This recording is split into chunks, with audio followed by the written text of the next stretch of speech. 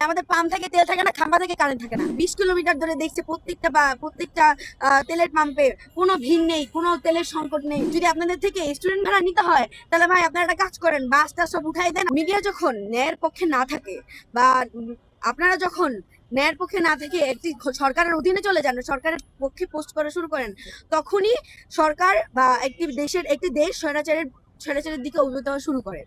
তো আপনাদের কাছে একান্ত অনুরোধ করব যে নতুন সরকার হোক, যেই সরকারই হোক না কেন, আপনারা দয়া করে যেটি ন্যায়, সরকারের বিরুদ্ধে হোক বা সরকারের পক্ষে হোক, আপনারা সেটা জনগণকে দেখানোর জন্য আপনাদের কাছে আমি আপনাদের এতটুকু রিকোয়েস্ট করব যে আপনারা দয়া করে সরকার কি করতেছে বা সরকার ন্যায়ের পক্ষে যাচ্ছে না বিপক্ষে যাচ্ছে, সেই বিষয়গুলো আপনারা একদম স্পষ্টভাবে জনগণের সামনে তুলে ধরবেন। সরকার ঋণ করেছে 44,500 কোটি টাকা।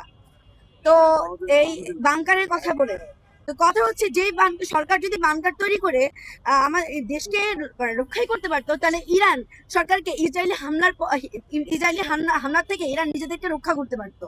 তো এই 44,500 কোটি টাকা ওনারা কোথায় কোথায় বাংকার বানাচ্ছে বা কি করছে, এই হিসাব ওনারা কি আমাদেরকে দেখাতে পারবে? এই যে জ্বালানি মন্ত্রী বলে যে তেলের সংকট বাংলাদেশে নাই, উনি নাকি কালকে পরশুদিন যেন রাত্রেবেলা 20 কিলোমিটার ধরে দেখছে প্রত্যেকটা তেলের পাম্পে কোনো ভিড় নেই, কোনো তেলের সংকট নেই।